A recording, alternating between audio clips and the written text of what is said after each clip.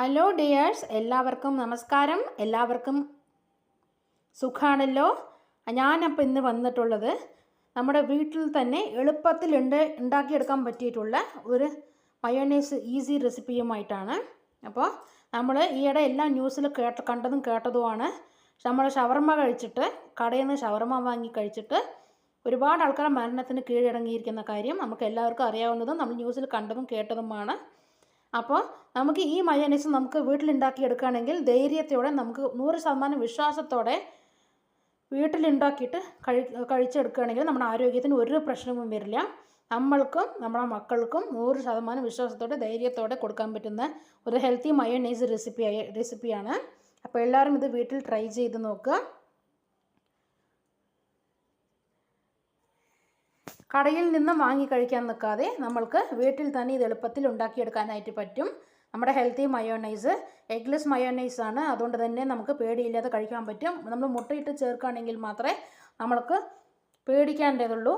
മുട്ട നമുക്ക് ആരോഗ്യത്തിന് അപ്പം വേവിച്ച് കഴിക്കുകയാണെങ്കിൽ ഒരു കുഴപ്പമില്ല. പക്ഷേ മുട്ടയിട്ടിട്ട് ഒരു ഡിഷും നമുക്ക് പിറ്റേ ദിവസത്തേക്കോ അല്ലെങ്കിൽ കുറച്ച് നേരം കഴിഞ്ഞിട്ട് കഴിക്കാമെന്ന് വിചാരിച്ചിട്ട് എടുത്ത് വയ്ക്കാൻ പറ്റുന്നതല്ല. കാരണം അതിൽ പെട്ടെന്ന് വൈറസ് കയറാനുള്ള സാധ്യതയുണ്ട് ആ മുട്ടയിൽ. എല്ലാ മുട്ടയിലും അങ്ങനെ തന്നെയാണ്. അതുകൊണ്ട് ആവുന്നത് നമ്മൾ മുട്ടയിട്ടിട്ടുള്ള എഗ്ഗ് ഇട്ടിട്ടുള്ള ഒരു സാധനങ്ങളും പിറ്റേ ദിവസത്തേക്കോ അല്ലെങ്കിൽ കുറച്ച് സമയം കഴിഞ്ഞിട്ട് കഴിക്കാമെന്ന് വിചാരിച്ചിട്ട് എടുത്ത് വയ്ക്കാൻ ഒരിക്കലും ഒരു കാരണവശാലും ശ്രമിക്കരുത്. അപ്പോൾ നമുക്ക് വീഡിയോയിലേക്ക് കടക്കാം. എഗ്ലെസ് മയോണൈസ് ഉണ്ടാക്കാൻ വേണ്ടിയിട്ട് ഞാനിവിടെ ഇതേപോലത്തെ ഈ സൈസിൽ ഉരുളൻകിഴങ്ങ് 2 എടുത്തിട്ടുണ്ട്, പൊറ്റാറ്റോ എടുത്തിട്ടുണ്ട്. ഇനി വേണ്ടത് ഒരു 4 ഇതേപോലത്തെ അല്ലി വെളുത്തുള്ളിയാണ്. 4 ഞാനിവിടെ എടുത്ത് വെച്ചിട്ടുണ്ട്. ഇനി വേണ്ടത് ഒരു 1/4 കപ്പ് പാലാണ്. കാച്ചാത്ത പാലായാലും കാച്ചിയ പാലായാലും ഏതായാലും കുഴപ്പമില്ല. കാച്ചിയ പാലാണെങ്കിൽ നന്നായി തണുത്ത് ആറിയതിന് ശേഷം മാത്രം ഉപയോഗിക്കുക. ഇത് ഒരു 1/4 കപ്പ് സൺഫ്ലവർ ഓയിലാണ്. നമ്മൾ വെളിച്ചെണ്ണയോ നെയ്യോ ഇതിലേക്ക് ചേർത്ത് കൊടുക്കാൻ പാടില്ല. സൺഫ്ലവർ ഓയിൽ തന്നെ വേണം. പിന്നെ ഒരു ചെറിയ നാരങ്ങ, ഈ പീസ് ചെറിയ നാരങ്ങ എടുത്ത് വെച്ചിട്ടുണ്ട്. പിന്നെ ഒരു ടീസ്പൂൺ ഉപ്പ് എടുത്ത് വെച്ചിട്ടുണ്ട്. പിന്നെ ഒരു 1/4 ടീസ്പൂൺ പഞ്ചസാരയും എടുത്ത് വെച്ചിട്ടുണ്ട്, ഷുഗർ എടുത്ത് വെച്ചിട്ടുണ്ട്. ഷുഗർ എന്താണ് നമ്മളിൽ ചേർത്ത് കൊടുക്കുന്നതെന്ന് വെച്ചാൽ നമ്മുടെ ടേസ്റ്റ് ഒന്ന് ബാലൻസ് ചെയ്യാൻ വേണ്ടിയിട്ടാണ് ഷുഗർ ചേർത്ത് കൊടുക്കുന്നത്. പിന്നെ ഇനി ഇതിലേക്ക് വേണ്ടത് നമുക്ക് ഒരു ടീസ്പൂൺ വിനീഗറും കൂടെ ചേർക്കേണ്ടതായിട്ടുണ്ട്. അപ്പോൾ നമുക്ക് ഈ ഉരുളൻകിഴങ്ങ് കുക്കറിലേക്ക് ഇട്ടിട്ട് നമുക്കൊന്ന് വേവിച്ചതെടുക്കണം. അതാണ് ആദ്യത്തെ സ്റ്റെപ്പ്. ഒരു 3-4 വിസിൽ വരുന്നത് വരെ ഒന്ന് നന്നായിട്ടൊന്ന് വേവിച്ചെടുക്കണം. ആവശ്യത്തിനുള്ള വെള്ളം ഒഴിച്ച് കൊടുത്തിട്ട് ഒന്ന് വേവിച്ചെടുക്കണം.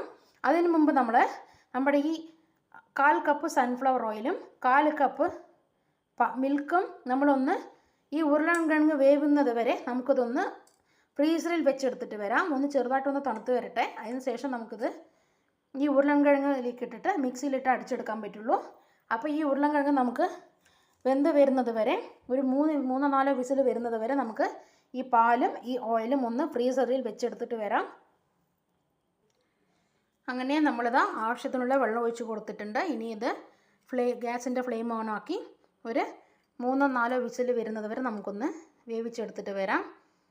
നമ്മൾ ഈ സ്റ്റെപ്പ് ചെയ്യുന്നതിന് തൊട്ട് മുമ്പ് മാത്രമേ നമ്മൾ ആ മിൽക്കും നമ്മുടെ ആ 1/4 കപ്പ് മിൽക്കും ഓയിലും ഫ്രീസറിനകത്തേക്ക് വെക്കാൻ പാടുള്ളൂ. ഒരു 10 മിനിറ്റ് അതൊന്ന് ഫ്രീസറിലേക്ക് വെക്കുക. ആ മിൽക്കും ആ ഓയിലും കൂടെ ഫ്രീസറിലേക്ക് വെക്കുക. അപ്പോഴേക്കും നമ്മൾ ഈ ഉരുളൻകിഴങ്ങ് നന്നായി വെന്ത് വന്നിട്ടുണ്ടാവും. അങ്ങനെ 4 വിസിൽ വന്നിട്ടുണ്ട്. ഞാനിതാ ഫ്ലെയിം ഓഫാക്കി കൊടുത്തിട്ടുണ്ട്. ഇനി ഇത് വിസിൽ പോട്ടെ. വിസിൽ പോയതിന് ശേഷം നമുക്ക് തുറന്ന് നോക്കിയിട്ട് പുറത്തെടുക്കണം.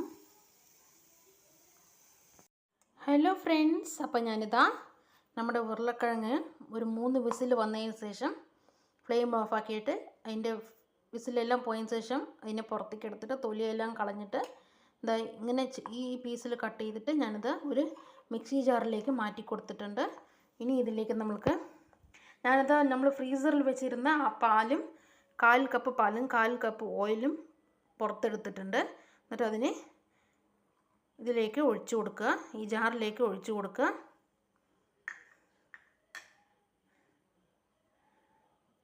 സൺഫ്ലവർ ഓയിൽ ഒഴിച്ചു കൊടുക്കുക.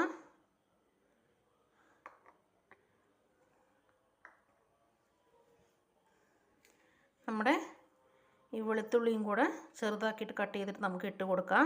അങ്ങനെ ഞാനിതാ വെളുത്തുള്ളിയും കട്ട് ചെയ്ത് ഇട്ട് കൊടുത്തിട്ടുണ്ട്. ഇനി ഇതിലേക്ക്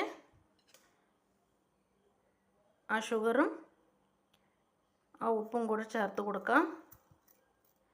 1 ടീസ്പൂൺ ഉപ്പ്, 1/4 ടീസ്പൂൺ ഷുഗറാണ് ഞാനിവിടെ എടുത്തിട്ടുള്ളത്. ഇട്ട് കൊടുത്തിട്ടുണ്ട്. ഇനി ഇതിലേക്ക് 1 ടീസ്പൂൺ നാരങ്ങ നീരും 1 ടീസ്പൂൺ വിനീഗറും കൂടെ ചേർത്ത് കൊടുക്കാനായിട്ടുണ്ട്. അപ്പം നമുക്കതിന് മുമ്പ് ഇത് ആദ്യം ഒന്ന് അടിച്ചെടുത്തിട്ട് വരാം. അങ്ങനെ അതാ ഞാൻ മിക്സി ജാറിലിട്ടിട്ട് എല്ലാം കൂടെ ഒന്ന് നന്നായി അടിച്ചെടുത്തിട്ട് വന്നിട്ടുണ്ട്. ഇനി നമുക്കിതിലേക്ക് നാരങ്ങ നീര് ചേർത്ത് കൊടുക്കാം. 1 ടീസ്പൂൺ നാരങ്ങ നീരും കൂടെ ചേർത്ത് കൊടുക്കാം.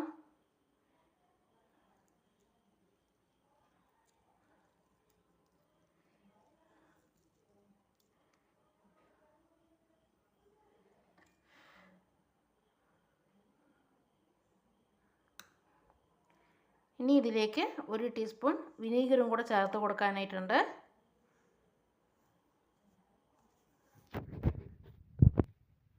നമ്മളിതാ 1 ടീസ്പൂൺ വിനീഗറും കൂടെ ചേർത്ത് കൊടുത്തു. ഇനി ഒന്നുകൂടി ഇത് ഒന്ന് അടിച്ചെടുത്തിട്ട് വരാം.